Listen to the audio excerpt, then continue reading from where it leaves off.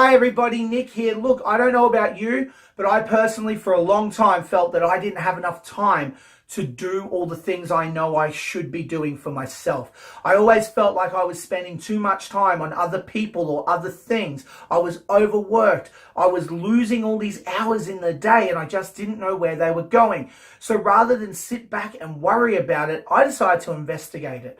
When I did that, the numbers that were proven were absolutely mind-boggling.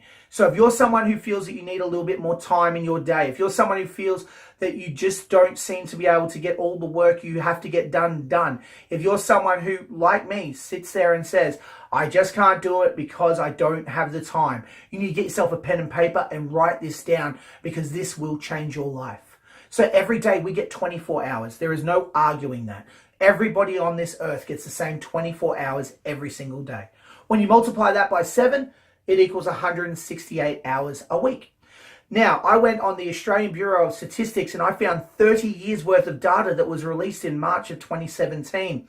I went into all the different demographics and broke it all down and looked into it. Here's what I'm working on. The figures I'm about to give you are the average of a full-time employed Australian man or woman working over the last 30 years, but the figures are for 2017 only. The reason for that is in 99 and 2000, the difference in the figures now versus then, they were increased by over 20%. So this is the 2017, the current year average that we are spending on all these different aspects in our life. Let's get into it. So they say we average 7.2 hours of sleep a night, which equals 51 hours of sleep a week. They also say that we are averaging 50 hours a week on work. Now they include your commute into that. The next one that came up with was for meals. Now I worked this out at 2 hours a day for your breakfast, lunch and dinner, and then some extra bonus time for snacks, going across the road to get a coffee, stopping at the shops to buy a bottle of water, that sort of thing. The average Australian, according to these statistics, are spending 24 hours on R&R. So that's everything from video games, reading a book, watching the TV, going and playing sports, going to a sporting game, anything at all that you do to relax and unwind. We're spending 24 hours a week doing it.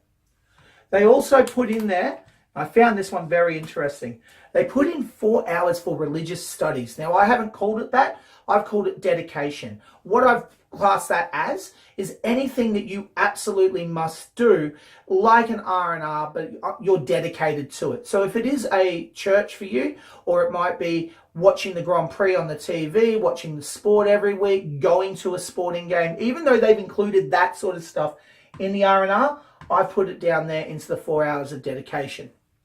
When you add all of that up, it only equals 144 hours every single week, which is leaving you 24 hours out of the 168 of unaccounted time, unused time. Now, I know what you're probably thinking. Well, that's Facebook, Snapchat, Instagram, Twitter. Sadly, it's not. They included social media in the R&R.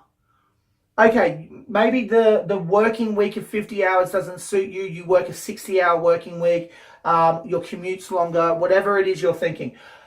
I'm going to give you an average of an extra 6 hours a week of bonus time that you can do whatever you want with to add into your regular life week.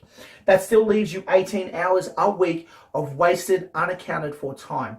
That's 2.5 hours a day. When I started looking at this, I started to realize that I was making excuses, and excuses are getting you nowhere.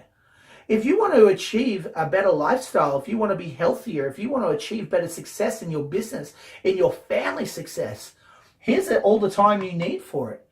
It works out, the exact figure is 2.57, so just over 2.5 hours a day. Let's cut that down and give you only 1 hour a day.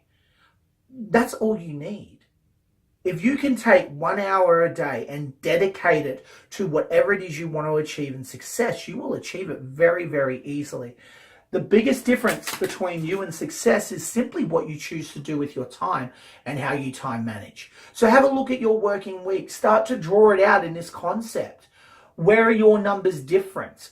At the end of the day, when you look at it, there's going to be roughly 18 hours a week of wasted time that if you take control of it, and you can take control of it, If you choose to take control of that time and put it into something that you really would love to be doing, you will absolutely change your life.